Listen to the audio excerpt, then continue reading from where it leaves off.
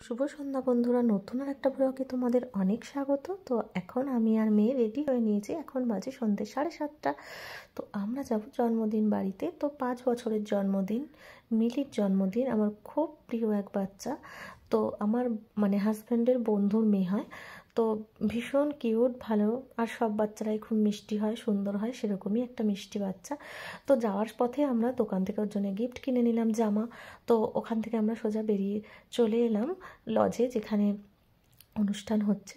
এসেই আগে প্রথমে গিফট দিতে গেলাম। তো ও সারাদিনে এতই ক্লান্ত, ওর ফটো তুলতেও ওর বিরক্তি হয়ে যাচ্ছে। ওখানে ওর মা, বাবা, দিদি আর ও 4 জন ফটো তুলছিল। তারপরে আমরা এখানে আসলাম, এসে বসে পড়লাম। আর প্রচণ্ড ভিড় হয়ে গেছিলো সন্ধেবেলা। তো আমার মেয়ে আবার কোথাও গেলে পকোড়া খেতে ভীষণ ভালোবাসে। তো এখানেই প্রথমে এসেই চিকেন পকোড়া আর ভেজ পকোড়া খেয়ে নিলাম। আর তারপরে যেটা হলো সেটা হচ্ছে, আমার মেয়ে দুটো জিনিস দেখতে পায়নি, আমিও দেখতে পাইনি। আমার মেয়ে ফুচকা খেতে ভালোবাসে আর জিলেপি, দুটোই ছিল, সেটা মিস হয়ে গেছে। যাই হোক, তো এরপরে আমরা ওখানে অনেকক্ষণ বসলাম, বসে একটু গল্প গুজব করলাম, করে টোরে তখন বেজে গেছে যখন 9:30। তারপর আমরা খেতে বসে গেছি। তো প্লেট দিয়ে দিয়েছে আমার সামনেই। আমার হাজব্যান্ডের আর এক বন্ধুর বউ আর তার বাচ্চা বসেছিল। তো প্রথমে দিয়ে দিল চিকেন স্যাটে, তার সঙ্গে দিয়েছে স্যালাড। তো প্রথমেই খেয়ে নিলাম আমি, আর খেতে কিন্তু দারুণ ছিল চিকেন স্যাটে, এবং প্রত্যেকটা খাবারই খুব ভালো ছিল।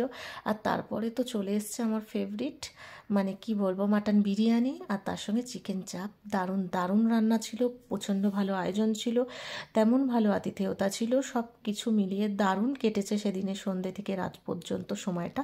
এবং আমরা বাড়িতেও এসেছি অনেক রাত করে, তখন বেজে গেছে 12টা 15-20। তো তারপরেই ছিল চাটনি, পাঁপড়, সন্দেশ, তারপরে আইসক্রিম আর রসগোল্লাও ছিল। আমি রসগোল্লা খাইনি। আর সবশেষে যেটা আমার প্রিয়, পাস।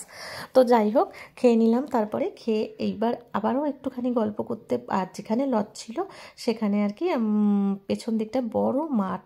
তো আমরা সেই মাঠে গিয়ে সবাই মিলে একটু গল্প গুজব করলাম। আর খুব ঠান্ডা পড়েছিল, আর ফাঁকা মাঠ, তো প্রচণ্ড কুয়াশাও পড়ছিল। তারপরে আবার ওখান থেকে চলে আসলাম, এসে আবার আমাদের সবাইকে নিয়ে ফটো তুললো। এরপর রাত্রি 12:30 নাগাদ বাড়ি চলে এলাম। টাটা।